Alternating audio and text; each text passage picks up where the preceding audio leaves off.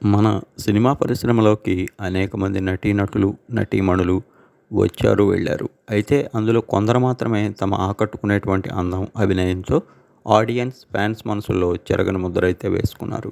ఆ విధంగా ఇటీవల బాలీవుడ్ చిత్ర పరిశ్రమలోకి తొలిసారిగా 'ది అన్‌క్యానీ' సినిమా ద్వారా రీటా అనేటువంటి పాత్రలో 2013లో బాలీవుడ్ చలనచిత్ర రంగ ప్రవేశం చేసినటువంటి పూనం పాండే మొదటి సినిమాతోనే మంచి విజయం అందుకున్నారు.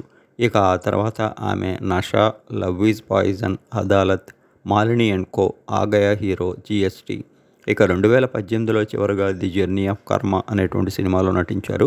ఆ విధంగా నటిగా మాత్రమే కాకుండా ఇటు సోషల్ యాక్టివిస్ట్‌గా, మానవతావాదిగా ఎన్నో గొప్ప సేవా కార్యక్రమాలు, సామాజిక కార్యక్రమాలు చేపట్టారు పూనం పాండే.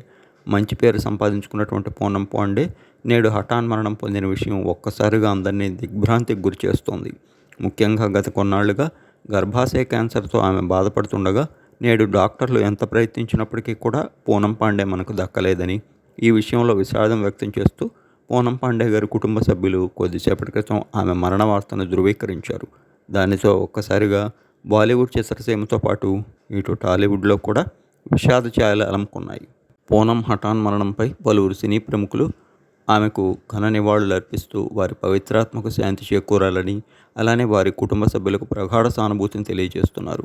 ఇటువంటి కష్ట సమయంలో ఆమె కుటుంబానికి ఆ భగవంతుడు ఆత్మవిశ్వాసాన్ని, ఆత్మస్థైర్యాన్ని అందించాలని కోరుతూ పలువురు చిత్రరంగ ప్రముఖులు దిగ్భ్రాంతి వ్యక్తం చేస్తున్నారు.